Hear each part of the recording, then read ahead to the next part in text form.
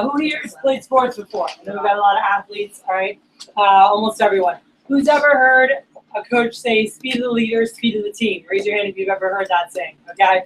This is something that, like, my volleyball coach for club, like, constantly, like, when we were doing drills, when we were doing suicides, whatever it was, she was like, speed of the leader, speed of the team, speed of the leader, speed of the team. You know, and, like, making sure that we were leading from the front. Cookie was intense. So she was like, you don't lead from the back, you lead from the front. I'm like, oh, my God. You know, and she'd always tell us, like, as the captains, like, we needed to be leading our people. And when we were doing suicides, I remember there was times where, like, didn't hit the ground. And it was like, start all over. I was like, what? You know, she's like, you know, there's a sense of discipline that has to be there. And it has to come, especially from the top people. But there's also a sense in community of team where everyone knowing that we work together as one unit, you know, like, and as we're working together, the top guys, like, pulling each other, pushing each other, and really making sure that we're all doing things together. And when I think about my first summer as a sales representative back in 2002, probably one of my favorite parts of the summer was our core, our key staff. We did a lot together. You know, we had all our team nights, we had stuff, we usually go eat afterwards. We built some phenomenal relationships that I have to this day, like best friends of mine in the whole world that I have to this day. I've been at many of their weddings, I've been at many of my parties, and we've just, you know, kept in touch through the years. And it's just so neat, this bond that was formed that first summer. And the key staff as managers, all your district managers, and even for me as a division manager, you know, this is the group of people that we really look at for those first promotions, you know, for the first leadership crew. And I don't know, you know, where you're at. I haven't met with each of you individually to really know what it is that you're looking to gain from Cutco Vector. But, you know, those who have been to SLDM, I know we talked about the different parts of the opportunity. Those who haven't, next week on Tuesday, by the way, I have a sales leadership development meeting. You want to get to that. I only run like 3 all year. It will have a direct impact on your results if you wanted to, you know, and I will give you guys the goods. There's going to be a lot of really great stuff for you guys next week. And there's actually going to be a special personal and mindset coaching that Michael and Zeta is going to do earlier before it begins. So our SLDM is from 1:30 to 6:30. We do an exercise, usually midday and stuff at 1. From 12 to 1. This is all at City Center. He's going to be running like an absolutely kick-ass workshop on mentality. And anyone, I'll talk about that later. Anyone who's heard Michael and Zeta, just fantastic information and skill sets that he brings. That, by the way, is not just going to serve you now, but forever. And that's what things I love about Key Staff. Key Staff is not about knife skills. It's about life skills. And I'll tell you guys, like on my morning, so my plan for the next 2 months is, you know, Key Staff will meet Wednesday mornings. We'll meet before the team meeting at 8 a.m. We'll have breakfast. We won't have all these technical difficulties because I won't be trying to live stream other places and get ready for a meeting. But we'll be sharing. I know in HTX, they just started Rich Dad Poor Dad this past week. So they're going to be going through Rich Dad Poor Dad. We're going to be going through different books. And so it's a lot of, again, life skills, not knife skills. Stuff that 20, 30 years from now, you'll look back and be like, holy crap, you know, stuff that's applicable to everything. And even what's cool is with us with the knife skills, you gain a lot of life skills, you know. Knife skills, and when I talk about that, I mean like closing hire, recommendations, you know, both like these things. We have workshops in our offices that happen other days, and even during the team meeting, we'll run workshops always. But Key Staff is really focused on developing you as a person, developing you as an individual, what you focus on, how you think, how you plan, things like goal setting, things like time management, organization, money management. We want to help you guys build wealth young. All my guys, like for me, my staff, I want them earning a minimum of $20,000, but I've seen so many of my top people earn $30,000, $40,000 or more in a summer. And as crazy as that sounds, because I mean, that's my sister was a teacher with a master's. She was about to get her PhD, and she earned, you know, less than $40,000 a year, which is insane to me. The teachers can earn that little for putting up with your guys' shit, you know. So I'm a highly paid teacher. Thank God I could not operate for that amount. But I'm a Skills for Life teacher, you know, and that's what we get to do as district managers, and really help you guys and support you guys develop skill sets that you will use. And I love talking to my guys that worked with me in 2002, 2003, 2004, 2005, even in the last couple of years. And I love it when people can really see, because I feel like there's not one person that really gets it their first summer or their first year, like really gets what you're gaining. You might think you do. You're like, no, I totally get it. No, you don't. You have no idea. Like, you'll know, like, in a couple years from now. You'll know when you're in that master's program. You'll know when you're going to those interviews at Fortune 500 companies and you meet those executives who are just like, oh, yeah. And they just go off on Vector, the experience, the people. And every single place you interview wants you so bad. And you're not interviewing to try to find a job. You're interviewing to see who the heck you're going to work for, okay? Eric sent me an awesome picture yesterday. And again, I've had technical, I was up till 2 a.m. last night trying to get stuff, like figure stuff out here. So this here, let me put here. So this was great, and I was just like, man, and it's just the truth of the matter. And I'll share this later with everybody.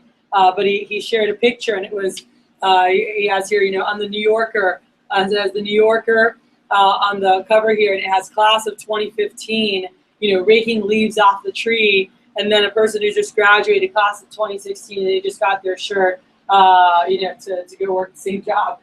There's no, like, the job market sucks, okay? There's not a lot of jobs out there, and only the top people are going to get jobs. Here's what I'll tell you. In 14 years of working with Cutco, including last year, it'll be this year, I don't see anything changing, because, by the way, I saw this through the crash in 2008. I saw this with my finance majors in 2008, where, like, jobs for finances were going to the shitter, by the way. I don't know if you guys know what happened back then, but the jobs, I mean, people were getting laid off left and right. Just the economy, the stock market, everything just went down. And I remember Alfredo Michael. Alfredo started with me in 2005. He had moved here from Venezuela. This was his first, like, real job, okay? He didn't even speak English very well. I always crack up with him, like, to this day. Before I moved here, he helped me pack my house. Like, we're, like, best friends. And he was talking about, like, everything he's doing. I'm like, dude, your English is so good. I need to take a video of you where you're like, thanks, Cutco. Thanks for teaching me English. He's like, shut it. Back in 2000, he just, like, super thick accent, which he still has. But super thick accent. He's so funny. And he'd always be saying something totally like the wrong tense, like in English. Like, he translates stuff from Spanish to English, and we're like, that's not how you say it. And he's like, well, what do you mean? And he's just like, I said this and I said this. That's what I meant. And we just, like, laugh. But I watched him become a top sales representative. By the way, built a base from scratch. Built a base from just moving here from Venezuela. And by the way, back then, we didn't take international credit cards. Back then, we didn't have the virtual programs developed how we do. And all his family was back in Venezuela. So he had, like, a friend, one of his parents' friends that lived in Weston and down in South Florida. And it was kind of, when I moved here, they told me it's like Katy Suela. We used to call it Weston Suela. It's like all of Venezuela lives in, like, Weston and South Florida. And so they knew someone, and, like, if you know someone in the Venezuelan community, or you know people, they all think they're connected, related.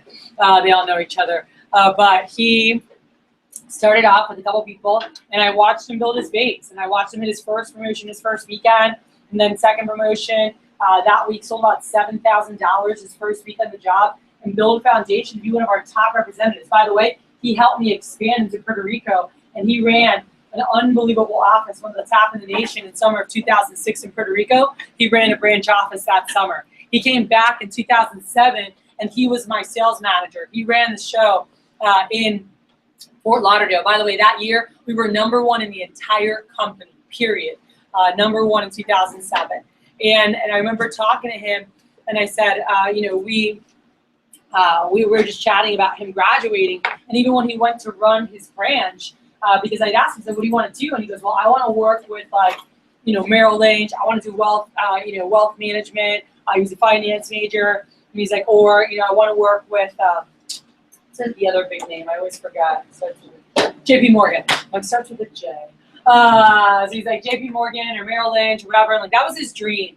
And I remember talking to him about that in 2006. I went to visit him in Puerto Rico, and he was just like, yeah, this, that. And, like, he wanted to really run that branch because he wanted to have that foundation to just stand out, by the way. He's like, he's like, it'd be cool maybe if I run my own business one day, but honestly, I want I want to be investing hundreds of millions, if not billions of dollars. Like I want to work big deals, big investors. Like that was his dream.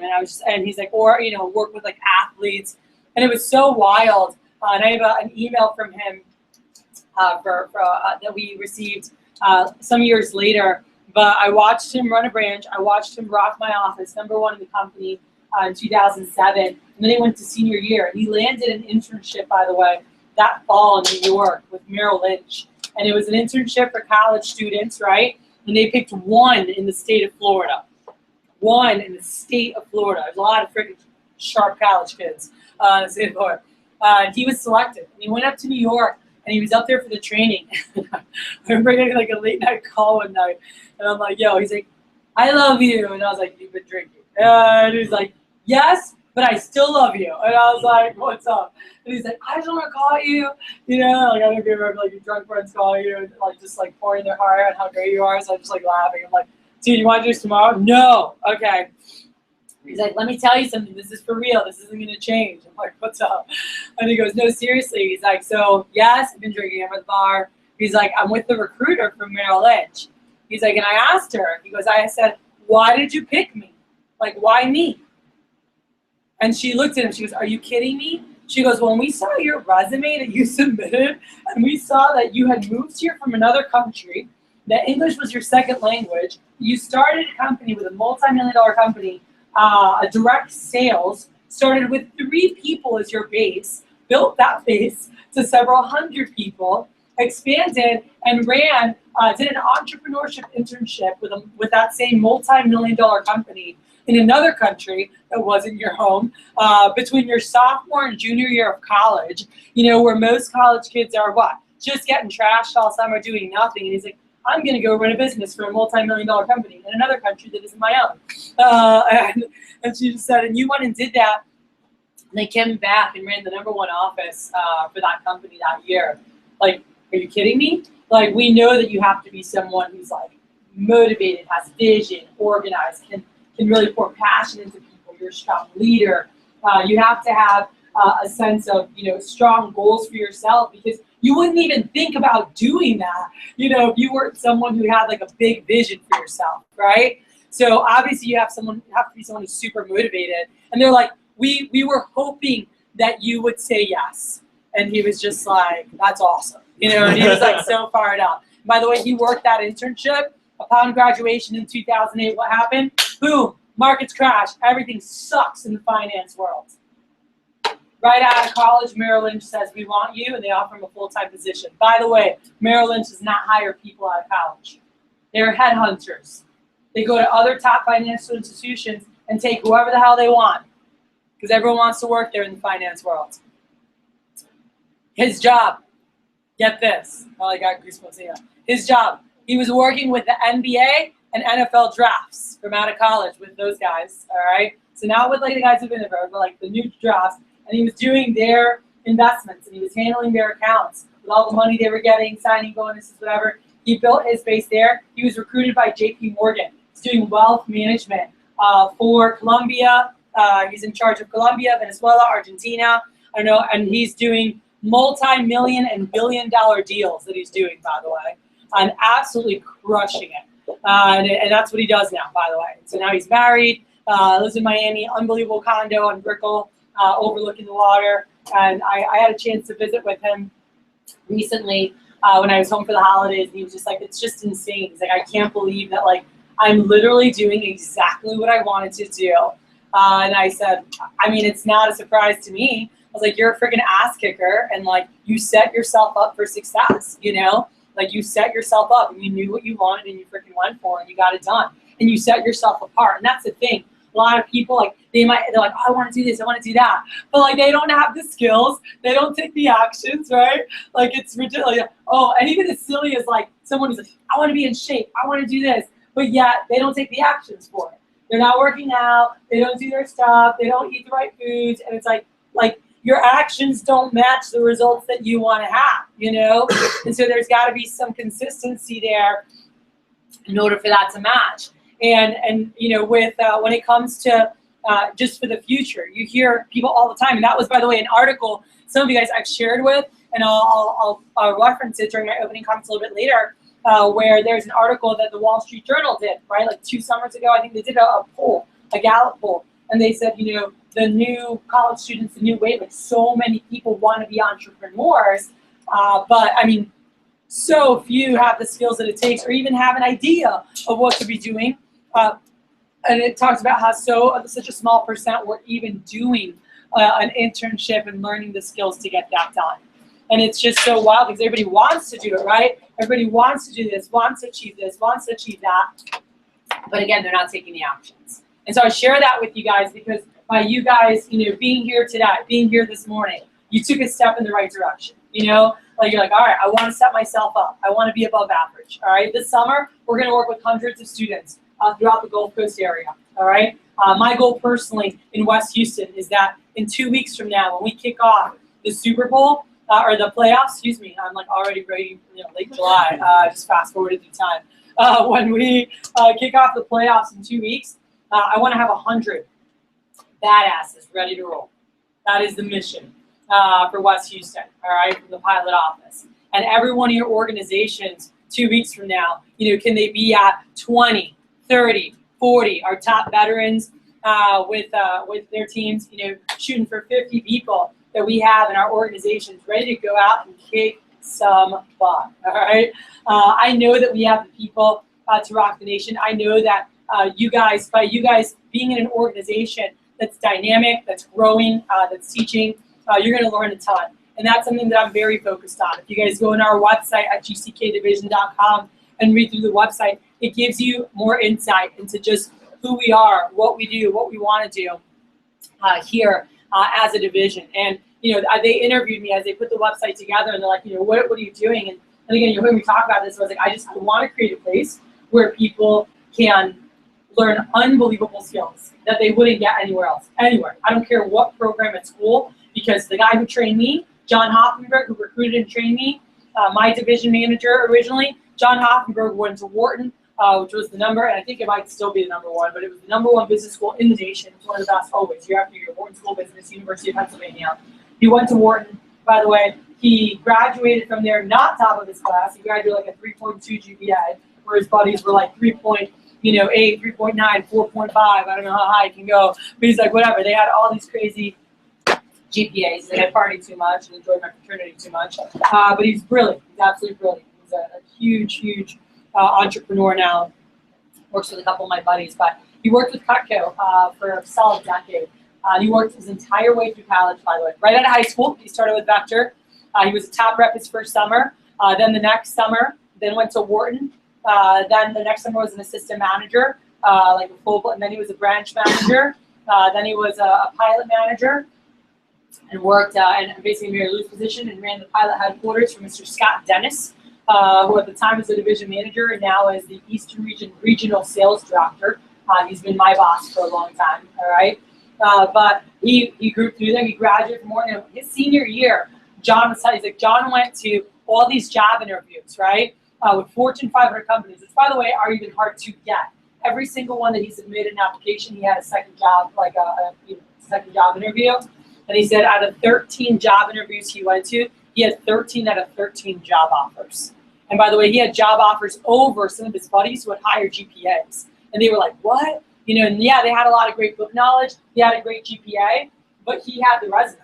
Like when they saw that, they were like, you're involved with a fraternity. You went to a top business school nationally, and you've done so much to build yourself as an individual, with everything that he did with our internships. And he took advantage of every step of the process in like the management realm.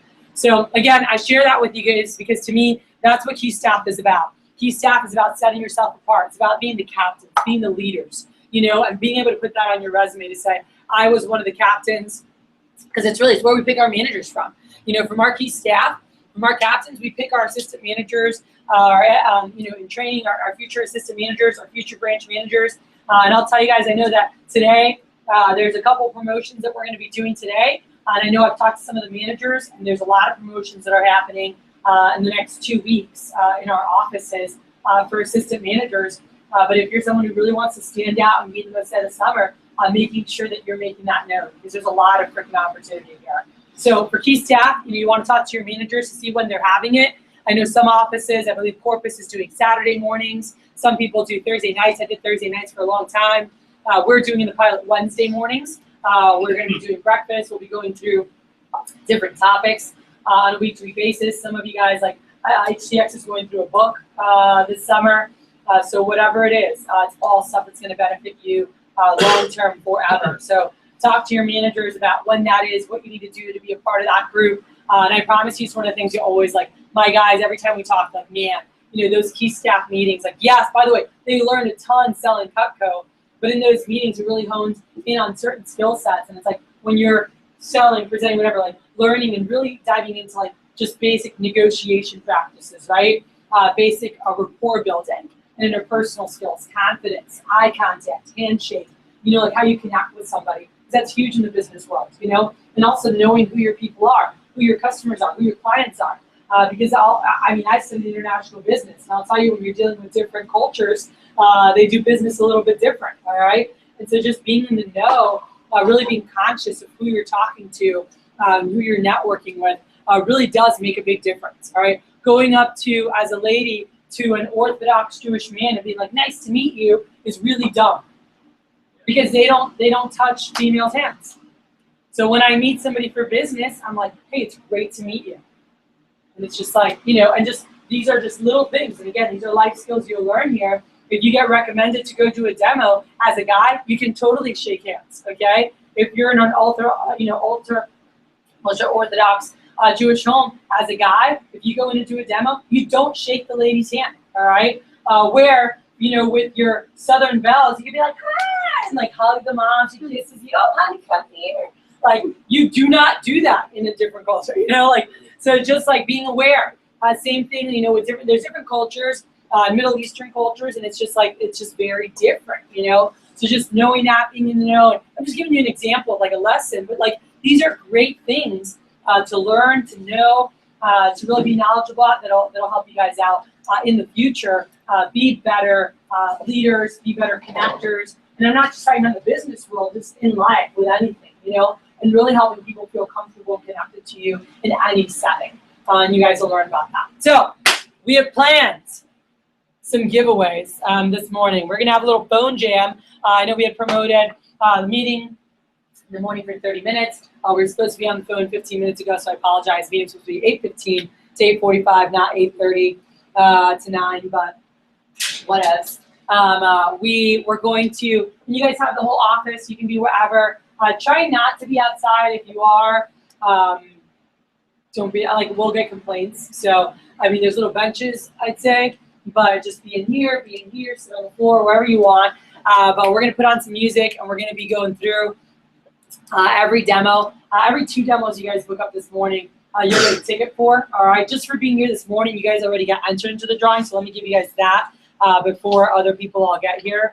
You guys get 1 ticket. We're going to be doing a $20 gas card. We're going to be doing some product giveaways, state-wise things here. So just for being here, you guys get that. Just grab 1 ticket. It doesn't matter what side it is. Just grab 1. You're going to put your name on it anyway. So here, just pass this down. So you have them. Pass them down. Grab 1 ticket, and so put your name on that. So that'll go into the drawing. And then now, every 2 demos you book, cool, you get a ticket. So making sure, I think there's bells around the office. And if you make sure there's a bell over there. Yeah, put 1 on that table right out there. And see if we have another one there. By the way, I bought you a bell, Eric. I bought the DM bells. If you want to take 1 home, I ordered like 30 of them. Wow. Maybe 50. And you guys, I ordered all the offices bells. So you have another one. I have 3 in my office. So anyway, so every demo, we got to be hearing the bells dinging. All right, but every 2 demos that you book up, you'll get 1. Okay, cool. So you guys, by the way, you guys can put, you need to put your names up here so then you can be able to cross them out. So you guys are going to stand up, put your name up here. And I would be making a goal of trying to see how close you can get to 5 demos booked up this morning. By the way, there are people that are at work and they're not going to pick up, but that's okay. Prime time is actually 7:30 to 8:30 a.m. is the best time to reach the most people, but you'll still catch people. Some do pick up their phone, some don't. That's fine. Just see who you catch. but I want to make sure everyone looks up at least 2 or more. Some of you guys will have more luck than others. So we'll do 5, 4, 3, 2, 1, and just see who you guys catch. So put your names up here with the 5 countdown, and then get on it. All right. So we'd say we're the Gulf Coast. Everyone has their team name, but we are the Gulf Coast Kingdom. All right. And so we say GCK. Everyone says we breed champions. So get used to that. All right. So you gotta say it nice and loud. All right. So let's try. So GCK. We breed champions. All right, let's go. Let's do this thing. So